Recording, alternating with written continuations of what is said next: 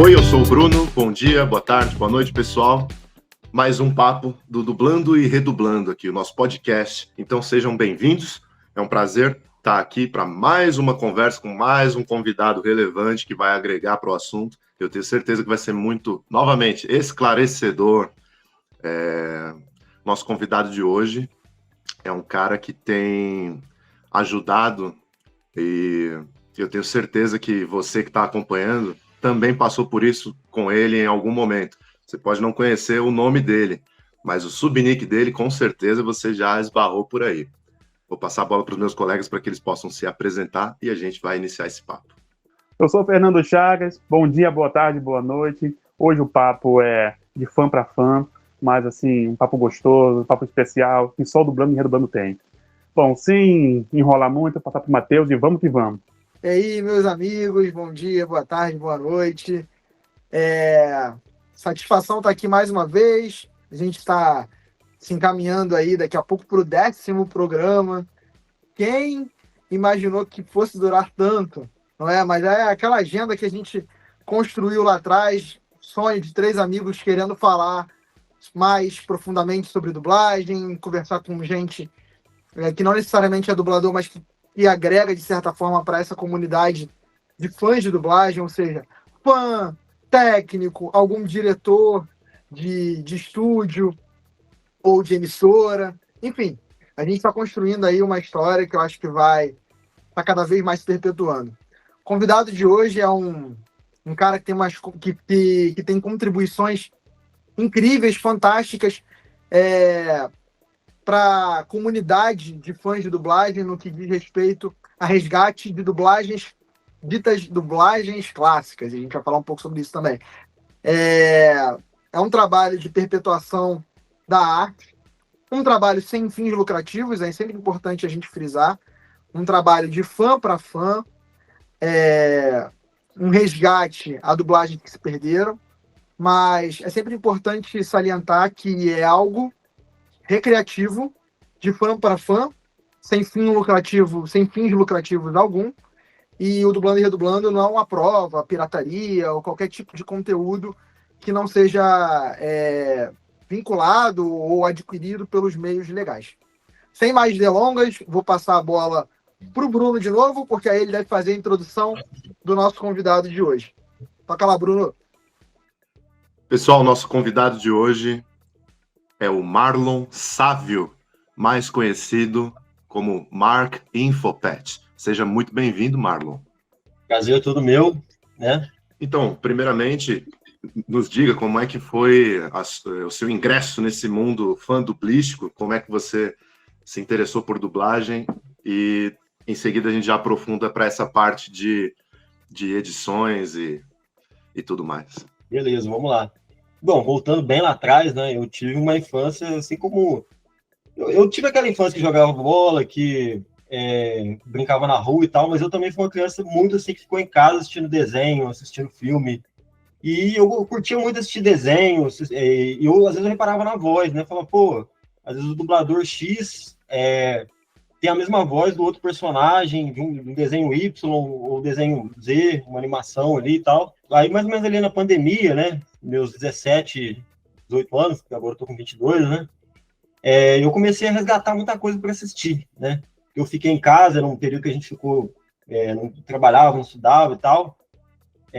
Eu falei, eu vou tirar muita coisa para rever, que eu revi na minha infância, muito desenho, muito filme. Aí eu falei, poxa, eu quero rever algumas coisas que eu vi na televisão e tal.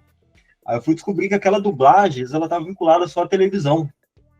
Falei, poxa, como é que isso acontece? Eu procurava em algum streaming, procurava o DVD para poder comprar. Aí eu ficava cabreiro com isso, né? Ou então, às vezes, também eu assistia um filme com uma dublagem X, na época que eu assistia quando eu era criança ou adolescente, e depois eu fui rever na internet, tinha uma outra dublagem, a outra dublagem tinha se perdido. Aí que eu comecei a pensar e comecei a caçar esse tipo de conteúdo, né? Comecei a ver alguns trechos na internet, às vezes alguns colecionadores postavam um trecho, aí que eu comecei a entrar nesse ramo, né? Do meio do colecionismo, né? Comecei a entrar em contato com os colecionadores, comecei a ser adicionado em grupos, e nesse meio eu comecei a pegar um acervo gigantesco. entendeu? Eu comecei com praticamente nada.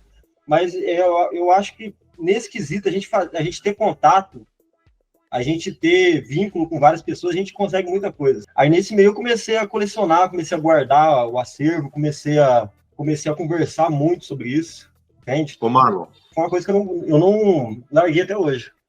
Ô, Marlon, e você se lembra qual foi o filme que te iniciou nesse meio de edições de RMZ? Você lembra qual foi o título onde você começou a ligar os botões? Como é que eu mexo nisso? Como é que eu faço? Como é que eu ajudo?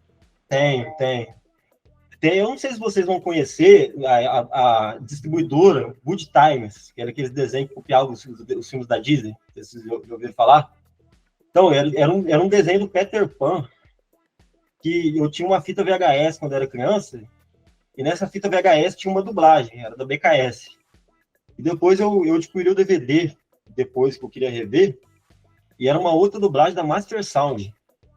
Aí eu lembrei que eu tinha essa fita guardada aqui em casa. Só que, tipo assim, o aparelho meu, ele tava dando uma desestabilização na imagem. Aí eu consegui capturar só o áudio. Aí nessa captura de áudio, tinha a imagem do DVD que eu tinha aqui, aí eu aprendi a sincronizar. Foi o primeiro que eu fiz. Tipo, na época, eu não manjava quase nada. Fui só fazendo ali na raça mesmo e demorei até um pouco para fazer na época, mas consegui. Entendeu? O primeiro filme que eu adquiri por causa de dublagem é O Mundo de Andy, um filme do Jim Carrey. E, embora eu estivesse muito orgulhoso de ter conseguido aquele filme dublado, eu estava insatisfeito com a imagem dele. Falei, caramba, né? É um arquivo que tem áudio e tem vídeo. Como é que eu conseguiria tirar o áudio e colocar ele sincronizado numa imagem em alta definição, né? E também não entendo muita coisa de edição, sei zero de edição de vídeo, mas a manipulação do arquivo de áudio, ela é um pouco mais prática para mim e eu tenho um pouco mais de familiaridade. E hoje o nosso amigo Fernando aqui, talvez ele queira acrescentar como é que ele iniciou nisso. Foi quase igual a vocês dois também.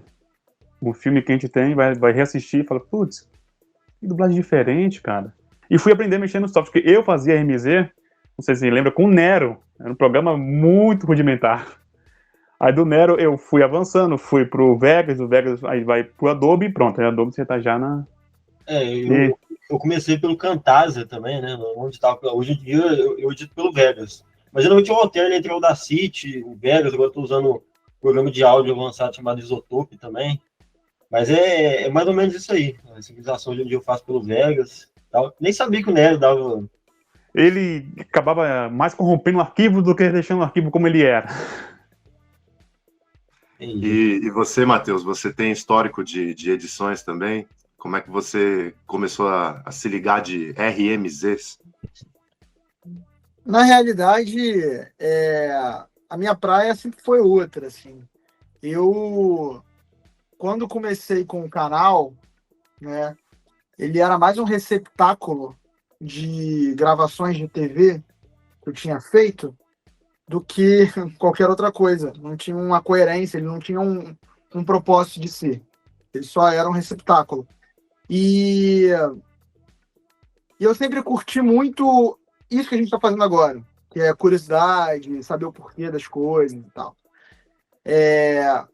A minha praia sempre foi mais por aí, mas me deparei no decorrer da minha trajetória, digamos assim, com camaradas, colegas, parceiros, pessoas que contribuíram, fizeram contribuições em relação aos filmes, gravavam áudio, remasterizavam em imagem digital e tal. Mas nunca foi muito meu forte e eu queria mesmo era fazer essas edições de curiosidade, né? Aí, com o passar do tempo, eu comecei a sentir diferença na qualidade das minhas gravações, que eram gravações de TV. Falei, não, beleza, então eu preciso aprender um pouco sobre o que é isso aqui e tal, porque realmente o filme fica melhor assistido quando a gente coloca uma imagem digital. Aí que eu fui, do meu jeito, eu nem sei se é o jeito certo, eu fui fazendo e tal, comecei no Vegas, depois avancei para o Premiere, e hoje eu trabalho na área audiovisual, então ter essa experiência, essa expertise com áudio, aí você começa a ficar com um ouvido um pouco mais treinado, né? Me ajudou muito a fazer o que eu faço hoje, que é o que eu faço profissionalmente na minha vida, que é ser filmmaker e toco como operação de produção de audiovisual de uma empresa. Então, para mim, começou como uma brincadeira e virou algo profissional. E aí, isso também juntou muito com a evolução do canal, que já vem com essa proposta agora mais de curiosidade, de produção de vídeo e tal. Mas está tudo ali meio que no bolo. Não sou expert, estou longe de ser, tem gente que é muito mais sagaz do que eu. E meu barato também foi evoluindo para outra coisa. Mas, realmente, você esbarra bastante com pessoas que contribuíram muito para a perpetuação da dublagem. Dublagens clássicas e tudo mais. Eu queria fazer um comentário aqui.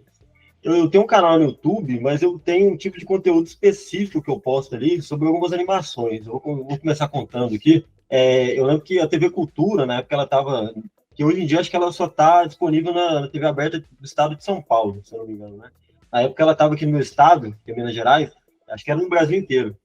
E tinha um bloco de animações ali, que chamava Matinê Cultura. Onde a TV Cultura comprou vários desenhos ali, bem desconhecidos mesmo. Não é nem lá do B, acho que é lá do C, sabe? Desenhos europeus, desenhos japoneses ali, de animações, geralmente 1h20 ali de animações de vários anos variados ali, algumas foram para o Animamundi, enfim. E ela mandou dublar exclusivamente essas animações e jogou nesse bloco, né? Na época dublou, ficou acho que 3 ou 4 anos ali passando na TV, e várias dessas animações, assim, eu lembrei de cabeça, pô, eu assisti aquilo ali e tal, e eu fui pesquisar depois, logicamente, a maioria delas eu não achei. Aí, depois de alguns anos, eu consegui com o colecionador e postei no meu canal. Inclusive, meu canal, que eu tenho no YouTube, eu foco só nisso. Eu posto essas animações que estavam perdidas, né? Com as dublagens perdidas e tal. Cara, muita gente me agradece até hoje. Inclusive, o vídeo que mais bateu visualizações lá foi a maçã e o bicho da maçã. Bateu 150 mil views lá. E muita gente agradece até hoje lá nos comentários. Pô, cara, isso aí pra mim era um delírio coletivo. Não sabia que isso aí tinha existido. Tipo, pô, eu lembrava, mas não tinha certeza que eu assisti isso aí. Pô, eu fiquei tipo, lisonjeado, sabe? Esse em específico era uma animação, acho que era dinamarquesa. Não, você falou assim da sua adolescência, porque Sim. A minha adolescência é muito próxima da do Matheus, que a gente consumia de dublagem, que marcou, né? Foi ali a Herbert Richards, aquelas coisas, né? Enfim. Já você é de uma outra geração bem diferente da nossa. Então, quais foram as dublagens que marcaram a sua adolescência? Assim, vou pegar dos seus 11 até seus 17 anos, mais ou menos. Porque a minha, com certeza, assim, foi bem diferente da sua. A do Sim. Matheus, nossa, é mais próxima. Imagino que a sua foram dublagens mais recentes, não é? Então, comentando sobre isso, cara, tipo, da minha infância ali até mais ou menos o final da minha adolescência, mais ou menos até o final da adolescência, eu assisti mais as coisas da minha época. Só que aí, pegando a partir da pandemia, como eu tinha comentado contigo, eu comecei a assistir muita coisa retrô. Inclusive, eu gosto mais de música antiga, filme antigo. Aí que eu comecei a pegar clássicos para poder ver. Pô, vamos supor, peguei a franquia Pânico, a franquia Halloween, O Exorcista, coisa que eu nunca tinha visto, filme de terror, filme de guerra. Então eu falei, pô, tem que ver isso aqui. Aí eu comecei a me amarrar nos filmes mais antigos. Mas, tipo, pegando da minha geração aí, foi muito coisa dos anos 2000, final dos anos 90. Eu tinha falado para vocês aí da Good Times, essas animações que passaram na TV Cultura, de filme, cara, muito filme de comédia. Ontem mesmo eu tava revendo, tava comentando até com o Bruno, aqueles filmes live action do Scooby-Doo, que eu assisti na época da SBT, Pequeno Vampiro. É muito filme que passava na TV, cara. Sessão da Tarde, Cine Espetacular. É curioso até, porque o que é clássico pra ele, como Scooby-Doo e Pânico, pra mim é super recente. Total, pra mim também. Então, Marlon, você comentou da galera que agradeceu e tal. E o Fernando Matheus, uma geração, você outra, eu tô intermediário ali. Que eu sou mais novo do que você, mas não, eu sou mais novo que eles e mais velho do que você. Então eu peguei um meio de caminho ali, onde ainda, óbvio, não tinha streaming, mas as locadoras ainda existiam e tal. E tinha muita coisa que passava só em TV, né? Tem muito filme para televisão que até hoje você tem dificuldade de encontrar para aluguel digital, para encontrar, para consumir na internet. Inclusive tem filmes que eu não achei até hoje, tem que eu tô procurando na hora que aparecer. E vai ter filme que você não vai achar. Uma hora muito vai difícil. Uma hora vai aparecer. Dentre esses títulos, tem um específico que eu gostaria de agradecer, que foi a primeira vez que eu esbarrei com o seu nome aí pelas redes, que é um filme que eu lembro de ver por cima na época na televisão, aqueles filmes que você vê na madrugada da Globo e nunca mais, né? E ao longo dos anos, sempre tentando achar em algum lugar, e nada, e nada, e nada. Até que um dia, num desses milhares, incontáveis grupos do Facebook, eu encontrei o filme A Primeira Filha, com a sua assinatura da feitura da RMZ. Eu queria agradecer por ele e aproveitar a oportunidade para perguntar, de curiosidade, como é que foi a adesão e edição desse filme, se você pudesse citar. Então, esse filme eu ajudei na contribuição dele e ajudei um pouco na remasterização, mas teve envolvimento de mais pessoas aí. É que esse filme aí, apareceu uma gravação deles, que foi da Sessão de Sábado. Eu acredito que foi gravada ali em 2008, 2009. Uma gravação até recente, gravada de DVD de mesa. Aqueles DVD de mesa que gravava na televisão e tal. E o filme tava cheio de cortes, né? A Globo literalmente picotou a exibição do filme, né? Porque ele começou a ser exibido, acho que na tela quente, mais ou menos em 2002. A dublagem foi feita mais ou menos aí. Aí a gente pegou isso e teve que remendar, né? Tipo, eu fiz uma parte ali e tal. Eu lembro que eu remasterizei o áudio, mandei para outro cara terminar de sincronizar. O cara lá do Telegram. Era um grupo que a gente participa lá e tal. Mas aí, a partir daí, foi isso, né? Tipo, o filme estava sendo muito procurado, né? Por muita gente. Muita gente falou que assistiu na época da Globo. Era um filme de ação bacana e tal. Parece que passou em muitas madrugadas da Globo aí. Aí, de repente, apareceu a gravação, né? Mas tem aquela dublagem que você, tipo assim, essa aqui eu guardo só pra mim, não quero que caia, essa aqui é só minha, não quero... Eu vou dar um exemplo aqui, eu não sei se...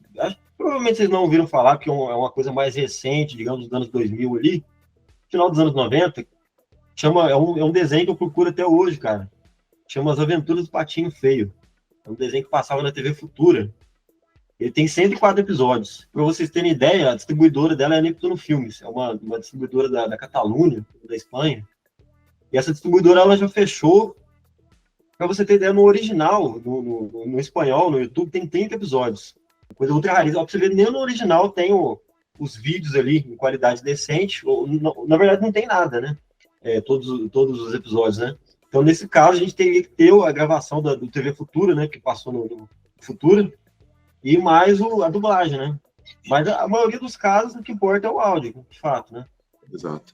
E esse caso que você está citando é só um dentre os vários casos de que nem os distribuidores, às vezes, guardaram ou conseguiram conservar como deveriam um determinado material, né? Sim, de fato. Né? Tem coisa que, às vezes, nem a distribuidora tem mais, né? Tipo assim...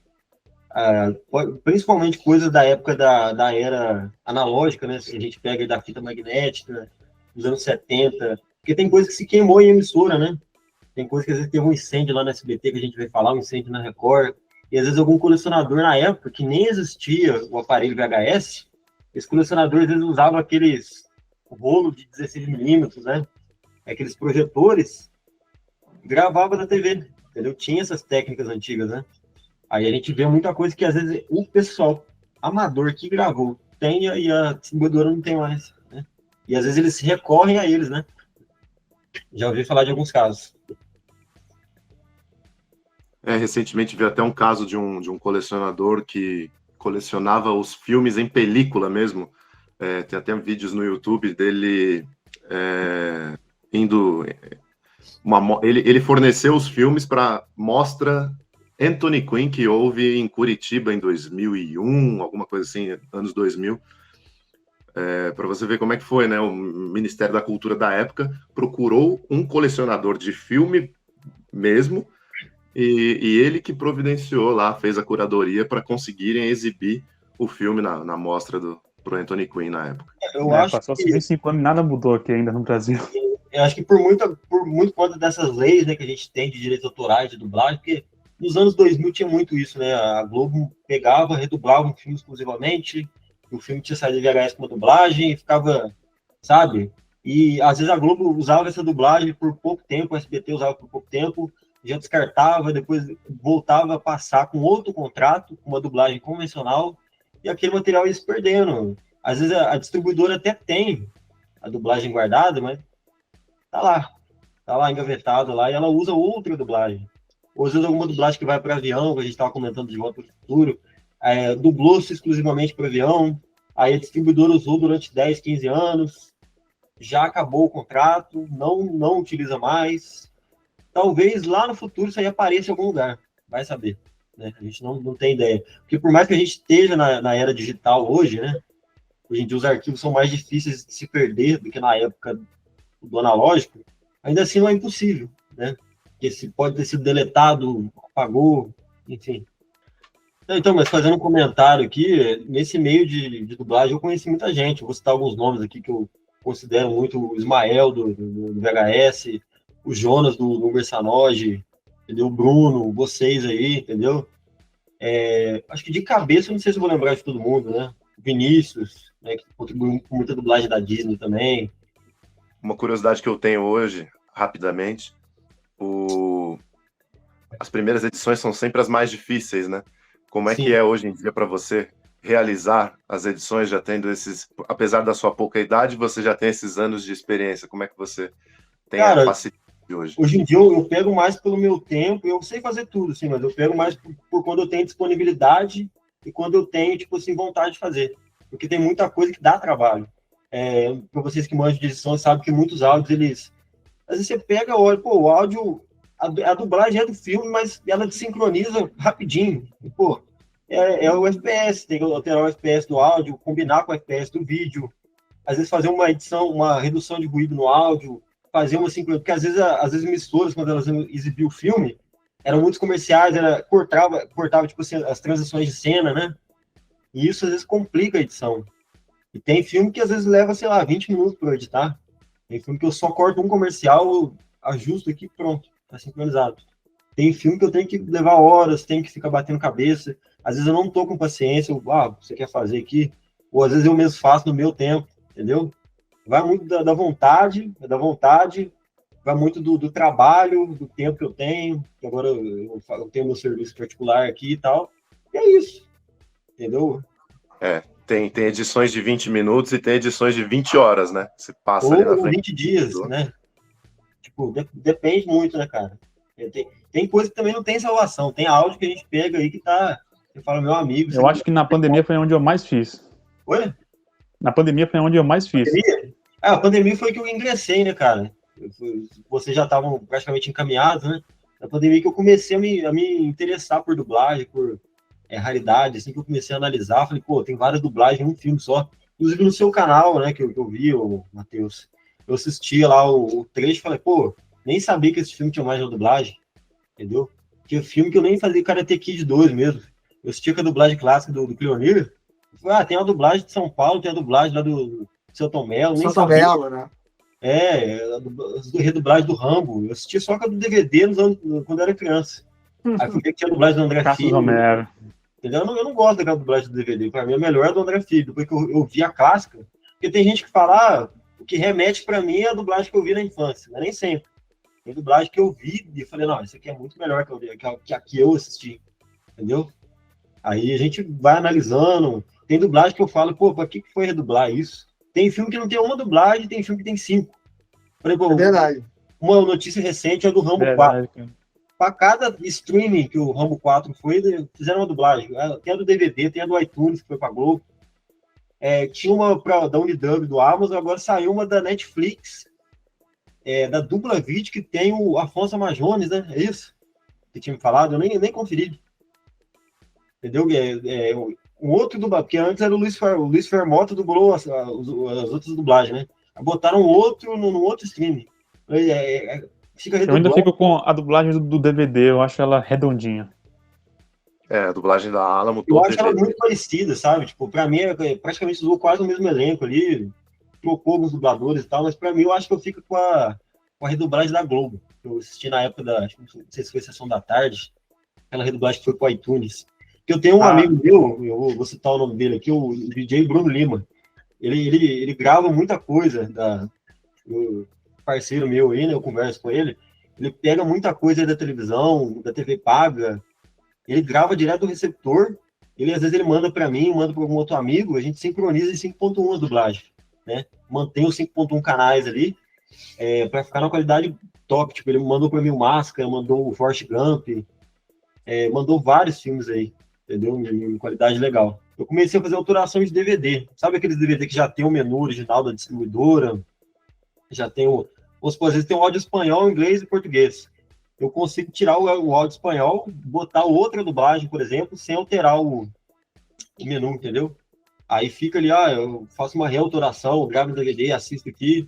Por mais que já seja ultrapassado isso, tem um Full HD, eu gosto. Sabe? Isso aí era febre lá em 2009, 2010, eu me lembro. Marlon, obrigado, cara, pela tua presença hoje aqui, bater um papo com a gente, explicou um pouquinho do teu processo criativo. Sempre muito curioso, é sempre muito interessante a gente saber como é que as pessoas... porque cada um tem uma particularidade na hora de mexer com autorações e tudo mais. Então, obrigado por você ter vindo aqui, ter explicado um pouquinho do teu processo criativo. E eu peço para as pessoas ficarem de olho no podcast do Dublando e Redublando, porque aqui a gente sempre está trazendo um convidado que vai agregar positivamente, que vai trazer uma curiosidade ou algum tema relevante para a comunidade de fãs de dublagem. Então, obrigado mais uma vez pela presença de vocês. Agradeço já o Bruno e o Fernando, meus co-criadores, junto comigo aqui desse projeto. Estamos indo aí para o nosso 10º, daqui a pouco, podcast, uma vitória, um marco significativo, e a ideia é que a gente não pare, né, time? Tem outros convidados que estão vindo aí, que a gente já tem alguns nomes já desenhados, não vamos revelar nada agora, porque no devido tempo, né, vocês saberão quem são esses nomes, mas sempre com um papo interessante e pertinente e aprofundado sobre os temas que a gente gosta. Vai lá, meninas. Vocês sabem. Bruno, pode ser você. Agradeço aí o pessoal que acompanhou a conversa até aqui. Para mim é sempre um prazer poder falar sobre dublagem. Tem várias etapas do assunto, né? Então, desde filmes que passaram com uma versão, agora passam com outra, até edição, quando você tem que pôr a mão na massa para preservar aquela memória que você quer manter. E hoje o nosso assunto foi basicamente sobre isso. Agradeço novamente aos meus colegas aqui de podcast, Fernando e Matheus. Ao Matheus, obrigado pelo espaço mais uma semana.